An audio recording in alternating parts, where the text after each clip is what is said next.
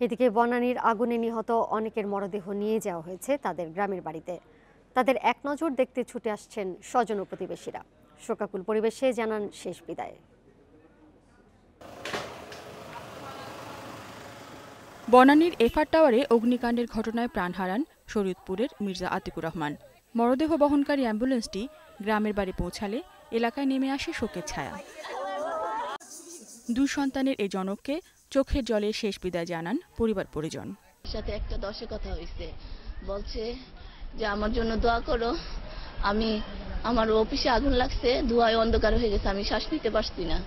বৃহস্পতিবারের ভয়াবহ অগ্নিকাণ্ডের ঘটনায় নিহত হন সন্তান সম্ভবা রুমকি। তার মরদেহ নিয়ে যাওয়া হয় নীলফামারীর জলঢাকা উপজেলার বিন্নাকুড়ি গ্রামে। মাত্র 4 মাস আগে বিদায় নেওয়া মায়ের পাশে শেষ শয্যায় শায়িত হন রুমকি। সকালে গ্রামের বাড়িতে পৌঁছায় নারায়ণগঞ্জের ভুঁইগড়ের ফজলে রাব্বি ও নবীনগরের জাফর আহমেদের মরদেহ। অকাল মৃত্যু, ধাক্কা আর ভবিষ্যতের দুশ্চিন্তা, এসবের মধ্যে চোখের জলে স্বজনেরা শেষ বিদায় জানান প্রিয়জনকে। আব্বা ফোন দিছে, বাবা তুই আব্বা আমি আটকা পড়ছি, আমি নামতে পারি না। আমার মেয়ের জামাই ফোন দিছে, ভাই তুমি নিরাপদ জায়গায় যাও। আমার ছেলেটা বারে করতেছে, ভাই তুই নিরাপদ জায়গায় যা।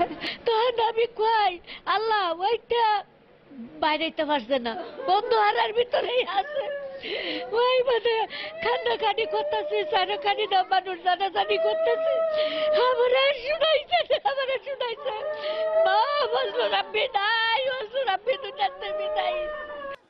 ঢাকার কল্যাণপুরে বৃহস্পতিবার রাতে প্রথম নামাজ জানাজার পর সকালে দিনাজপুরের আব্দুল আল মামুনকে নিয়ে যাওয়া হয় তার গ্রামের বাড়িতে। সেখানেই দাফন করা হয় তাকে। এছাড়া কুষ্টিয়ার ইফতেখার হোসেন মিঠু ও পাবনার আমির হোসেন রাব্বির দাফন করা হয় তাদের গ্রামের বাড়ির কবরস্থানে। রেশমি নন্দী, ইন্ডিপেন্ডেন্ট নিউজ।